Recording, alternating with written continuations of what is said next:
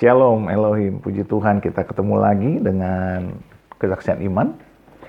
Ini adalah kesaksian iman yang kedua untuk saudara kita, Bapak Arif Mirjaya, dan biarlah kesaksian ini jadi berkat buat kita. Di dalam kesaksian yang kedua ini beliau menceritakan bagaimana beliau mengalami perjumpaan pribadi dengan Tuhan, dan bagaimana pergumulan beliau dengan Tuhan itu dijawab tuntas, disingkapkan secara supranatural. Tuhan berserta kita. Silakan kita saksikan bagaimana peristiwanya. Jadi saya encourage teman-teman semua ya untuk bersyukur bahwa keselamatan itu ditentukan oleh Allah sendiri lewat jalan. Terima kasih, Yesus. Oke. Luar biasa Pak Arif ya. Dan ada beberapa poin penting yang saya garis bawahi ya. Yang penting, yang perlu kita tekankan malam hari ini bahwa Yesus Kristus atau Isa Al-Masih adalah rahmat Allah. Ya. Ya. Nah, mungkin begini Pak Arif, ada sebagian orang tidak mereka tidak sepaham bahwa Isa itu sama dengan Yesus Kristus. Alasan mereka data tentang Yesus Kristus atau Isa Al-Masih di dalam Quran itu kan berbeda, soal kelahiran, soal orang tua, kematian dan seterusnya. Nah, itu bagaimana Pak Arif? Ya. Nah, ya. sebelum dijawab, nanti sebentar lah dijawab itu ya. Tetapi malam hari ini Pak Arif memberi penekanan bahwa rahmat Allah itu adalah Isa Al-Masih, atau Isa Al-Masih itu adalah rahmat dari Allah. Kemudian Allah tidak pernah menurunkan kitab Injil kepada yang namanya Isa Al-Masih. Sebab Isa Al-Masih itu adalah Injil itu sendiri ya. Ini penting. Jadi kalau ada yang mengajarkan bahwa Allah menurunkan Injil kepada Isa Al-Masih, ini adalah ajaran yang menyesatkan ya. Salah. Nah, yang menarik tadi bahwa ada peperangan batin ya di dalam diri Pak Arif ya, yaitu antara akal dan hati tentunya. Nah itu saya ingin tahu lagi berapa lama itu berlangsung dan kemudian sampai pada titik pengakuan bahwa Yesus Tuhan dan Juru Selamat, lalu kemudian Pak Arif bertekuk lutut ya di hadapan Yesus dan dengan lidah mengaku Yesus Tuhan dan Juru Selamat. Itu berapa lama itu ya? Dan mungkin ada sesuatu yang mendahuluinya sehingga semakin mantap mengambil keputusan untuk mengikut Yesus. Kemudian yang paling penting tadi disebutkan adalah pengenalan kita akan Allah ya. Dan manifest daripada Allah itu adalah Isa Al-Masih. Saya akan mengundang responden atau yang sudah masuk. Ya, silakan. Ya, ini siapa nih? Ya. Oke, mungkin Pak Arif memberikan penjelasan dulu yang tadi mengenai Isa Al-Masih. Sebagian orang juga ada beberapa murtadin yang tidak setuju bahwa Isa disamakan dengan Yesus Kristus. Ya, apakah alasan mereka itu mendasar atau tidak? Ya, ya bagaimana Pak Arif? Ya baik ya. Pertama, penting kita untuk belajar sejarah ataupun kritik ya. Apa yang terjadi di masa lalu, ya. Apa yang terjadi di masa-masa ketika di masa-masa ketika di zaman Yesus ya, dan di zaman setelah itu, karena jarak antara kematian Yesus ya dan tulisan Alkitab dengan penulisan Al-Qur'an itu 600 tahun lebih ya. Jadi bayangkan ya kalau 600 tahun lebih itu ada, istilah kita dalam kritik teks itu dekadensi ya. Dekadensi sejarah dan ada gap yang begitu besar ya. Nah, dari namanya saja ya. Apakah nama Yesus adalah nama asli? Ya, ternyata bukan ya. Nama Yesus adalah transliterasi. Dari apa? Dari Greka, tulisan dalam Greka, dalam bahasa Greka, nama Yesus pada waktu itu ditulis dengan nama Yesoh. Ya. Sementara Yesus adalah orang Yahudi. Ya. Dia juga di masanya dia, bahasa yang dipakai pada waktu itu adalah Aramik. Ya. Septuaginta ya. Nah ini penting untuk memahami sejarah ini. Ya. Artinya ya tidak ada nama orang Yahudi nama Yesus ataupun nama Yesoh. Ya. Sedangkan nama asli Yesus ya Yeshua. Kita tahu dalam bahasa Ibrani Yeshua Hamasyah. Ya. Jadi Yesoh itu adalah transliterasi dari bahasa Ibrani. Kemudian Yesoh juga transliterasi ya Yesos ya atau Yesoh ya ke dalam bahasa Arab ya. Yang pertama-tama menggunakan kata Isa Al-Masih adalah gereja Syria, Ortodoks Syria ya. Di abad pertama Masehi malah. Jadi lebih dulu sebelum kata Yesus muncul. Ya, ini secara historis ya, harus dipahamin ya. Yesus itu, nama Yesus adalah transliterasi dari Yesus dan dari bahasa Latin ya. Ketika Alkitab mulai diterjemahkan ke dalam bahasa Jerman ya di masa reformasi Luther ya. Lalu juga diterjemahkan ke dalam bahasa Belanda Yesus ya. Lalu kemudian juga diterjemahkan dalam bahasa Inggris Jesus ya.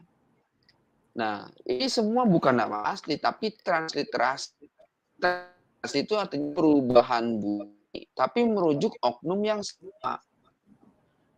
Ya. Nah, nama Isa sendiri ya lebih tua dibandingkan nama Yesus. Ya. Karena gereja Ortodoks Syria jauh lebih tua sebelum zaman reformasi Luther. Ya, itu jedanya sampai ribuan tahun ya di Syria ya. Jadi kita tahu ya. Ya, kalau yang lebih dulu yang mana ya? Yang lebih dulu adalah Isa, penggunaan nama Isa. Lalu kenapa ada versi yang berbeda ya di dalam Al-Qur'an ya? Ada beberapa kesamaan, tapi ada juga beberapa perbedaan ya. Ya seperti kita ketahui bahwa memahaminya harus kembali kepada masa penulisan kitab-kitab kuno ya. Ini saya katakan termasuk kitab kuno. Kenapa? Udah 2000 tahun lebih ya. Sementara Al-Qur'an itu udah 1400 tahun lebih ya. Dan bahasanya klasik ya. Bahasa-bahasa klasik itu rata-rata udah hampir punah. Nah, metode penulisan sekarang dengan dulu tuh jauh berbeda ya. Sudah jauh berbeda dengan yang sekarang ya. Apalagi dalam tradisi Arab ya, tidak dikenal literatur penulisan masa lalu. Mereka cenderung menggunakan sistem hafalan. Sehingga cerita-cerita itu disampaikan dituturkan dalam tradisi oral dari mulut ke mulut. Ya. Seperti kita tahu bahwa itu lebih memungkinkan untuk terjadinya error gitu ya. Bukan berarti oknumnya berbeda ya. Ini jangan sampai kita kemudian jadi anti ya karena kemudian tidak bisa membedakan antara kritik teks ya, lalu kemudian tidak bisa membedakan ya tentang culture Arab dengan Islam ya. Ini menyedihkan ya. Tapi dua-dua kubu pasti mengatakan berbeda ya. Ya silahkan saja. Tapi buat saya yang mengatakan dua oknum berbeda Isa Al-Masih dengan Yesus ya, itu orang yang tidak pernah belajar sejarah dan kurang memahami sejarah gitu ya. Sejarah penulisan kitab-kitab klasik ataupun teks ya. Nah, kalau saya boleh ya mengutip ya beberapa sanad ya. Kalau saya boleh mengutip beberapa sanad ya tentang misalnya Waraqah bin Naufal ya. Nah, kita bisa lihat ya bahwa ya ya bahwa ada beberapa pendapat misalnya tentang Waraqah bin Naufal ya. Apa namanya? Pendapat pertama misalnya, siapakah dalam sirah nabawiyah ya, Rasul ya, Imam Bukhari ya dikutip dalam bukunya Sirah Nabawiyah ya, perkataan Imam Al-Bukhari dikutip ya bahwa Waraqah adalah seorang Nasrani ya, kemungkinan besar ya, yang menerjemahkan Alkitab dan dari bahasa Ibrani dan menguasai bahasa Ibrani. Sementara Imam Muslim mencatat bahwa Waraqah menerjemahkan Injil Perjanjian Baru ke dalam bahasa Arab ya. Nah, ini ada di mana tulisannya? Dituliskan, diceritakan kepada kami dari Abu Tahir, Ahmad bin Amru bin Abdullah bin Amru bin Sa'd ya, telah mengabarkan kepada kami. Ibnu Wahab dia berkata telah mengabarkan kepada kami. Yunus dari Ibnu Syihab ya, dia berkata telah menceritakan kepada kami. Ya, Urwah bin Zubair bahwa Uswah istri Nabi SAW dalam Sahih Muslim 301 ya tentang Waraqah bin Naufal ya. Jadi penting juga untuk mengetahui ya, bahwa di masa lalu, makanya kemudian ya kita bisa belajar secara historis yang itu ditemukan sebuah kitab yang mirip dengan Al-Quran tapi lebih tua sebelum Islam ya. Itu ada di Jerman sekarang ya. Nah, itu teks-teksnya tidak utuh. Kenapa?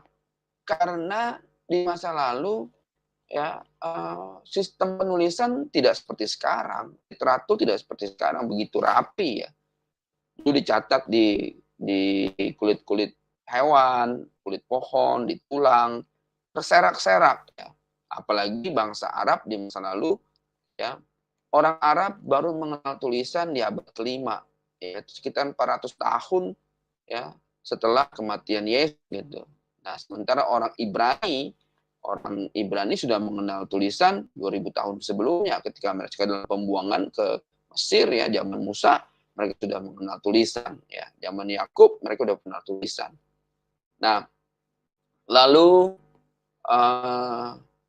tulisan-tulisan teks Arab dalam Arab kuno ya Aramik juga dalam gereja-gereja Arab tertua di Syria ya, itu juga sudah rapi penulisannya gitu ya. Jadi mereka udah masuk ke dalam fase sejarah ketika dikenalnya tulisan. Nah, jadi wajar ketika ada perbedaan-perbedaan, kutipan-kutipan. Karena apa? Karena bangsa Arab tidak utuh menerima fragmen-fragmen tersebut, gitu. Sehingga bercampur dengan mitos-mitos. Gitu. Itu mungkin ya Pak Rusli ya. Oke, baik. Ya, kita persilakan dulu Pak Sugianto. Silakan. Halo Pak Sugianto, salam. Salam Pak. Ya, silakan Pak untuk bertanya. Silakan. Ya, shalom.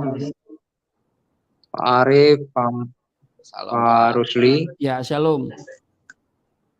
Ya, puji Tuhan, saya mendengarkan kesaksian dari Pak Arif malam ini.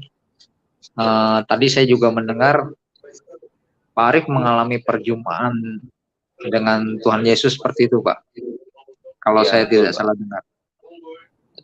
Oke. Berarti ini orang ketiga yang saya dengar kesaksiannya yang mengalami perjumpaan. Saya secara pribadi rindu sekali mengalami perjumpaan seperti itu, tapi belum mengalami. Tapi ada tulis Pak, berbahagialah yang tidak melihat tapi percaya. Betul, betul. Nah, ketika mengalami perjumpaan seperti itu, apakah Bapak mengalami? Biasanya kan kalau orang ketemu sesuatu yang muncul secara tiba-tiba, karena saya juga pernah dengar kesaksian dari seorang teman, dia latar belakang Muslim juga, dia benci sekali sama orang Kristen. Itu dia mengalami penampakan sebanyak 3 kali, Pak. Dari penampakan yang pertama, dia ketakutan karena dia pikir setan gitu kan. Sampai semua ayat dia bacain, ayat kursi segala macam dia bacain. Tapi nggak mempan katanya. Kalau Bapak bagaimana tuh? Apakah sama seperti dia juga gitu mengalami? Oh, ada yang tiba-tiba muncul, kemudian muncul rasa takut atau apa gitu dengan kemunculan itu, Pak? Ya, yang pertama justru saya tidak mengerti ya, tapi saya tidak merasa takut kalau saya. Karena spiritnya Tuhan tidak, spiritnya Yesus itu spirit kasih. Justru saya merasa bertanya-tanya, ini orang siapa? Nah, sampai beberapa kali ya, tapi saya belum berpikir bahwa itu adalah hal spiritual. Tadinya saya berpikir bahwa saya mengalami halusinasi. Ya. Sampai suatu hari di perjumpaan yang keempat, ya, ada teman saya di samping saya. Saya tanya sama dia, kamu lihat orang ngomong sama saya? Dia kaget kan. Dia bilang saya gila. Jangan-jangan kamu gila, dia bilang gitu kan. Wah, saya bilang ini enggak, ini ada sesuatu ya. Dan setiap kali dia bertemu, ya Yesus datang, dia selalu bilang, ikut aku, kamu akan dibebaskan. Saya nggak ngerti maksudnya apa. Nggak ngerti. Nah, sampailah ada momen ketika teman saya satu lagi bilang, gitu. Dia tanya, gitu, apa itu setan? Bukan, saya bilang gitu. Mungkin itu setan. Saya bilang gitu. Terus dia bilang, kalau bukan setan itu Yesus, dia bilang gitu kan. Dia orang Kristen. Kemudian saya marah sama dia. Saya bilang sampah kamu, saya bilang gitu. Ya. Saya bilang gitu, ngapain kamu bilang-bilang itu Yesus? Saya bilang gitu. Nah, terus dia bilang, you cannot fit God in your brain. Bahwa kamu nggak bisa naruh Tuhan itu dalam otakmu. Fit God in your heart. Taruh Tuhan dalam hatimu. Dia. Nah, tapi saya marah juga maksud sama dia. Saya bilang, kalau saya percaya Tuhan tidak akan mati di kayu salib. Saya bilang. Saya hina dia, mah. Kalian itu orang Kristen, ya, nyembah berhala, saya bilang gitu. Masa kalian tuh percaya sama Tuhan yang mati di kayu salib, saya bilang. Nyelamatin diri dia nggak sanggup, apalagi nyelamatin kalian. Jadi saya hina-hina dia. Langsung pergi kan, gitu kan. Nah, sekian bulan kemudian, berapa bulan kemudian, ya mungkin sebulan kemudian, saya ngalami lagi perjumpaan. Wah, itu makin dibuka sama Tuhan, gitu Pak. Nah, momen ketika sebenarnya ketika saya serahkan diri kepada Tuhan, ketika yang ketujuh ya, itu bukan perjumpaan tapi mimpi. Di dalam mimpi itu saya dikejar-kejar ya, lalu kemudian ada orang saya dibawa di padang di rumput gitu ya. Lalu kemudian ada bangunan kayu di tengah-tengah situ. Nah, kemudian ada orang, kamu kesini gitu. Apa yang saya ke situ katanya? Ada Yesus di dalam sini. Ah, nggak ada. Ini apa saya bilang? Saya tanya gitu. Ini gereja? Nggak ada. Tuhan nggak ada di gereja. Apa Yesus nggak ada di gereja? Saya bilang gitu. Ada, masuk sini katanya. Kalau nggak kamu dibunuh nanti katanya. Cepat kata. Nggak mau, saya bilang. Tapi dari jauh orang makin dekat kan. Akhirnya saya, tapi itu nggak berbentuk gereja, itu hanya bangunan aja dari kayu gitu ya. Nah, lalu kemudian saya buka pintunya dan saya lihat Tuhan Yesus lagi berdiri dan buka tangan. Dia bilang yang sama, ikut saya. Wah, itu saya bangun. Langsung saya nangis, saya bilang. Karena udah sekian perjalanan sekian bulan ya. Udah 11 bulan. Saya menyangkal terus. Sampai akhirnya ketika itu saya seperti diingatkan, ambil sikap. Rasanya kami masih, dan akhirnya malam itu saya zikir dan tahajud. Jadi zikirnya itu menyebut nama Isa Al-Masih. Sampai pagi.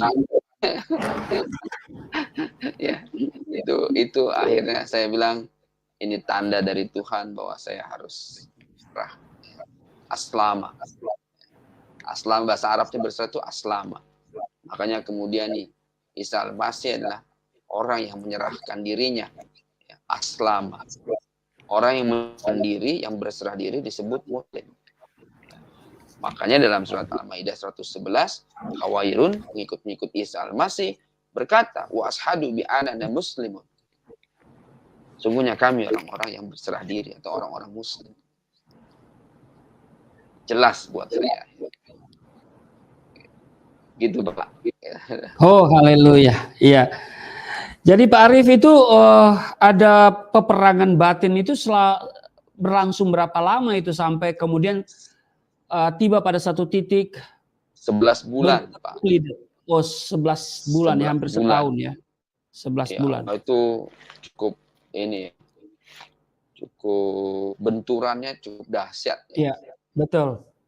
Ya, memang kita ya yang mantan muslim ya, tidak semudah itu meninggalkan iman Islam, apalagi datang kepada agama Kristen yang sejak kecil kita diajarkan bahwa orang Kristen punya Allah 3.